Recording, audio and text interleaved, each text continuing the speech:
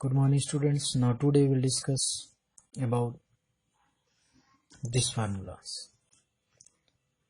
आपने अब तक कास एक्स प्लस वाई का फार्मूला पढ़ा है, cos x plus y equal to cos x into cos y minus sine x into sine y. आज हम इसका प्रूफ पढ़ेंगे, ठीक है। तो हमारा टॉपिक है proof that cos x plus y equal to cos x into cos y minus sine x into sine y. इसे आज हम प्रूफ करेंगे, ओके। इसको प्रूफ करने से पहले कुछ चीजें हम इससे रिलेटेड देखते हैं। देखिए, ये हमारे पास कोई सर्किल है जिसका रेडियस क्या है, आर है, जिसका रेडियस क्या है, आर है। अब हम क्या करते हैं, इस सर्किल पर कोई पॉइंट ले लेते हैं और एंगल ले लेते हैं थीटा। यहाँ पर एक पॉइंट हमने ले लिया पी, एंगल क्या ले लिया, थीटा, और रेडियस कितना आपने माना है, आर। अब ध्यान दो, पॉइंट पी का कोऑर्डिनेट्स क्या होगा, तो इसको ओ एन मान लो। तो पॉइंट पी का कोऑर्डिनेट्स क्या होगा, ओ एन। एब्सिसा कितना, ओ एन है, और ऑर्डिनेट कितना है, एन पी है। O N O N P की वैल्यू यहाँ पुट कर दोगे तो पी क्यू ए कोऑर्डिनेट्स मिल जाएंगे। तो देखो कैसे O N O N P मिलेगा, ट्रिग्नोमेट्री रेशियो यूज करेंगे। अब ओ एन चाहिए और एन पी चाहिए, तो ओ एन एन पी किस में आएगा, ओ एन आ जाएगा कास में। तो देखिए कॉस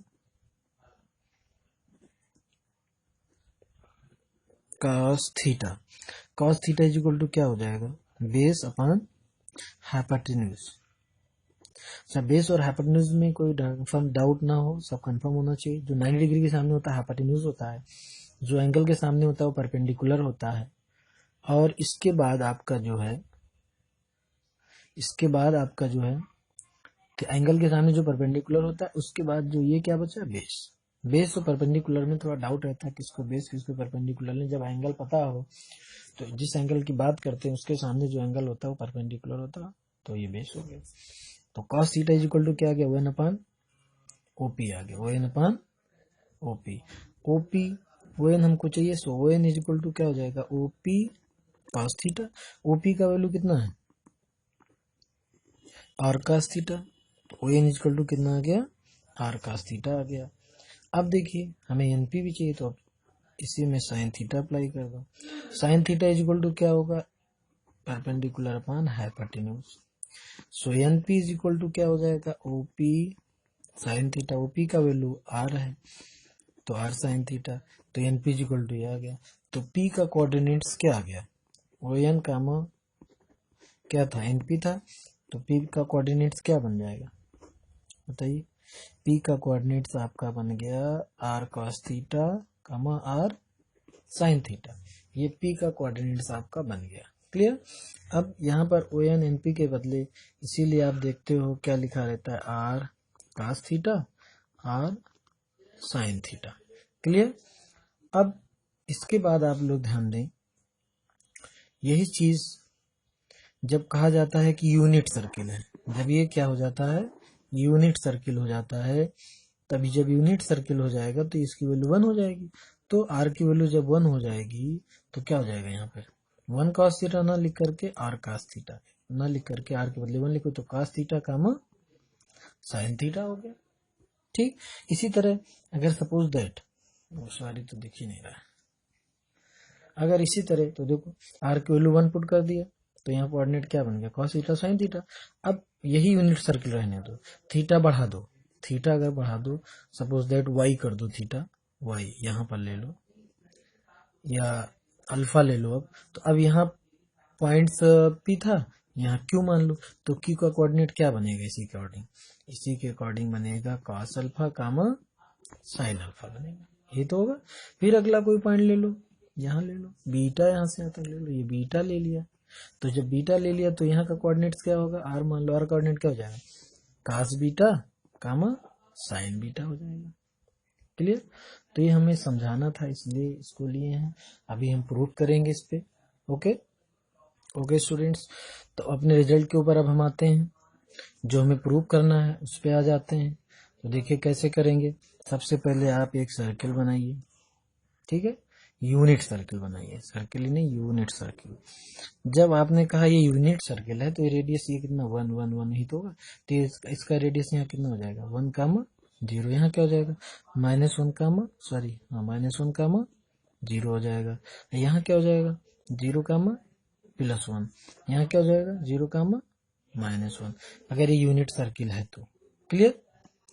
अब देखिए, ध्यान दीजिए आप लोग, सभी लोग।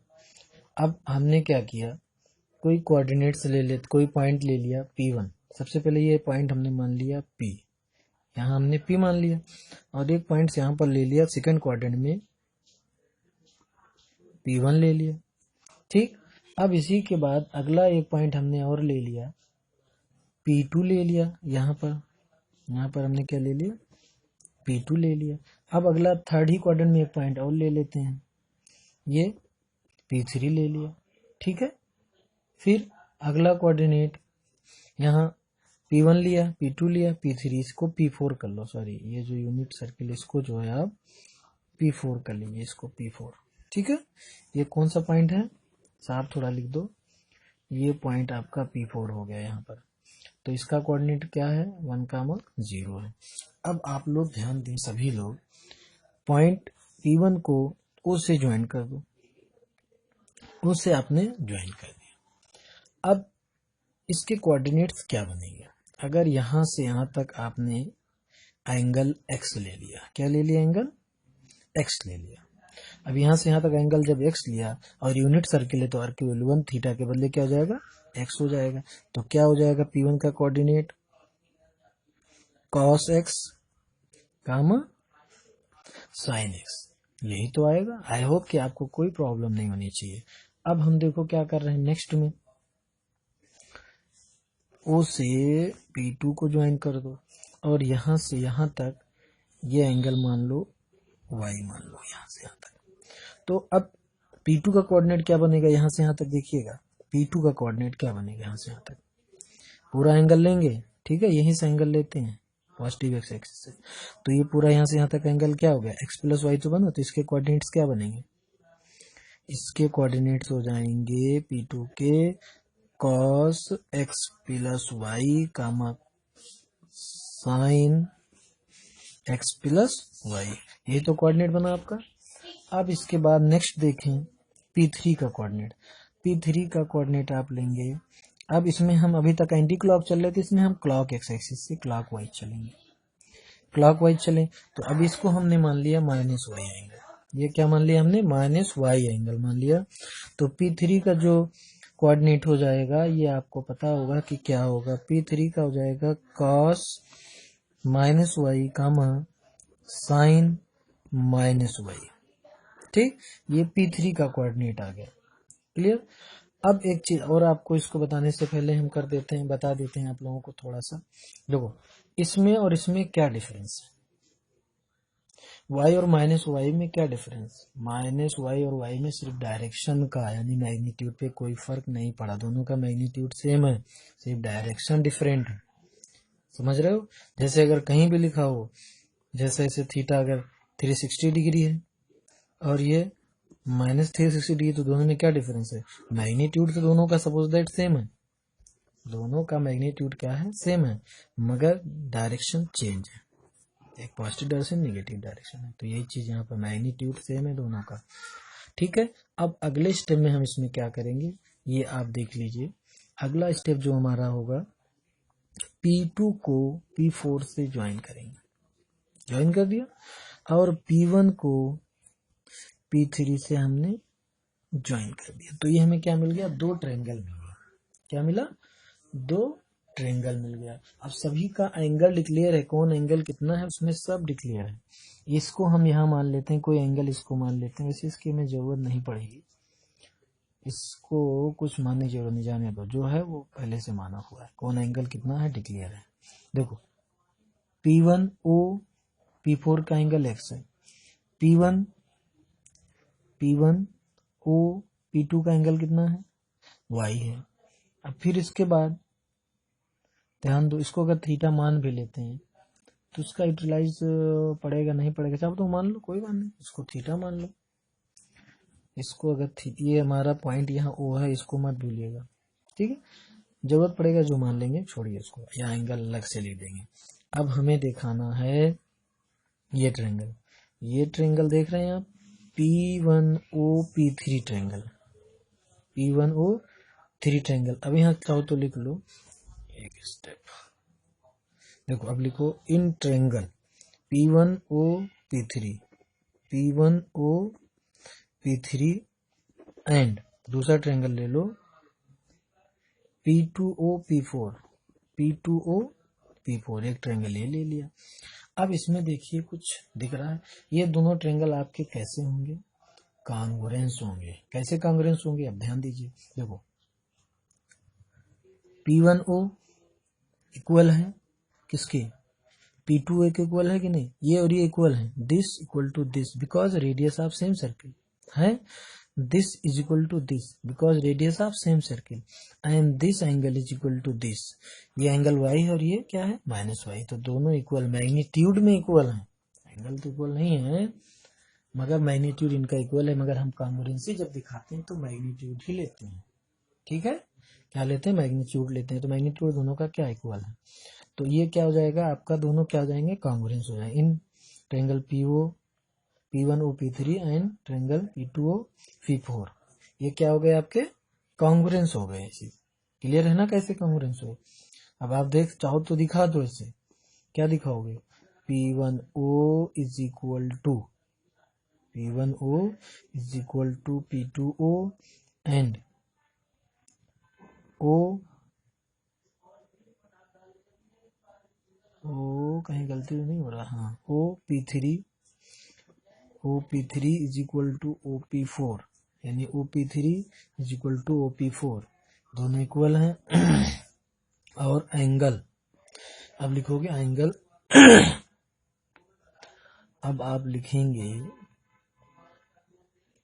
इसको थीटा मान लो, ये थीटा मान लो, तो देखो इस ट्रायंगल में, देखो इस ट्रायंगल में भी दिस प्लस दिस और इस ट्रायंगल में दिस प्लस दिस, तो आप देख रहे हो angle P1O P3 angle P1O P3 is equal to क्या हो जाएगा, y प्लस थीटा ही तो होगा, y प्लस थीटा ही तो होगा। अब इधर तो क्या होगा y प्लस थीटा, इस एंगल को देखो यहाँ से यहाँ तक क्या हो जाएगा सेम ही तो होगा, तो ये किसके बराबर आ जाएगा, एंगल P1O P3 ये हो जाएगा एंगल P2O P4।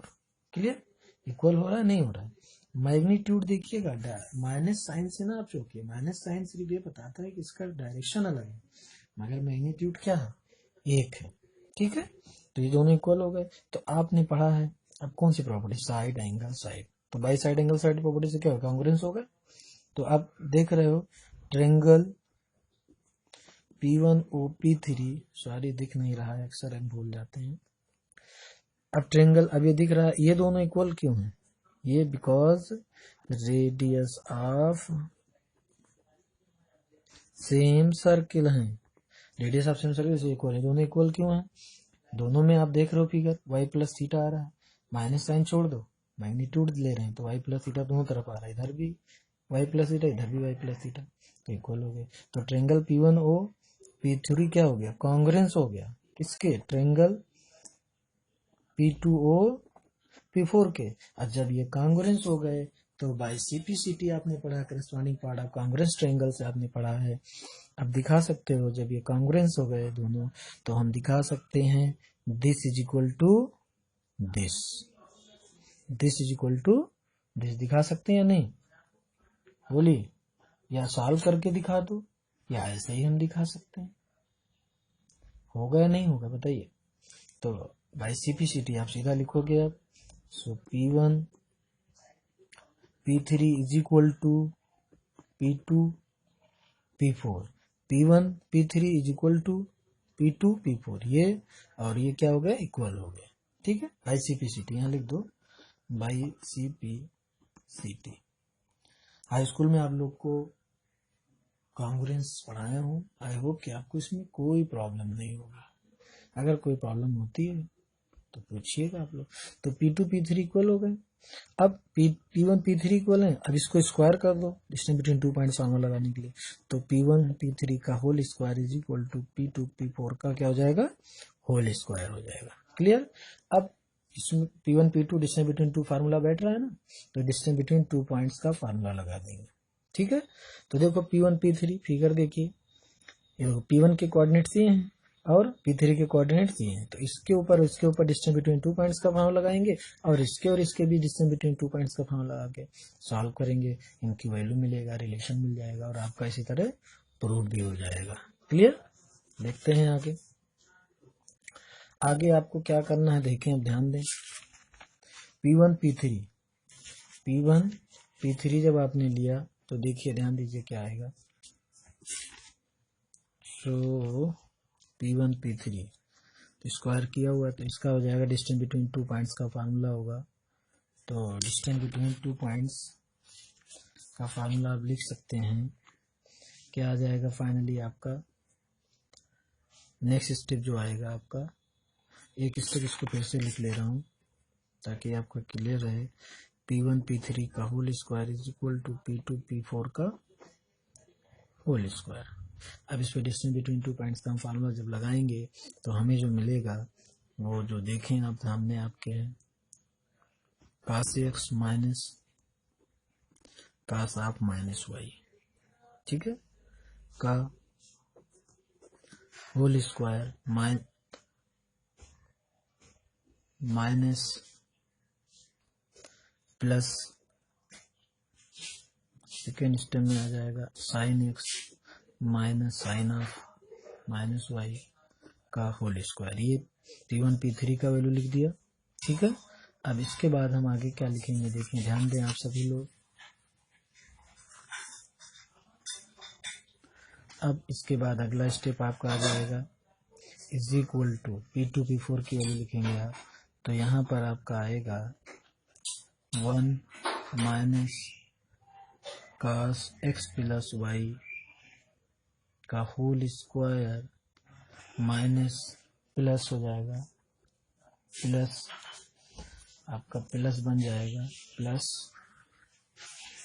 ब्रैकेट में लिखेंगे plus 0 minus sine x plus y का होल स्क्वायर। क्लियर? अब इसी को हम क्या करेंगे, सिंप्लीफाई करेंगे। अब इसको जब आप सिंप्लीफाई करोगे तो आपको क्या मिलेगा देखते हैं।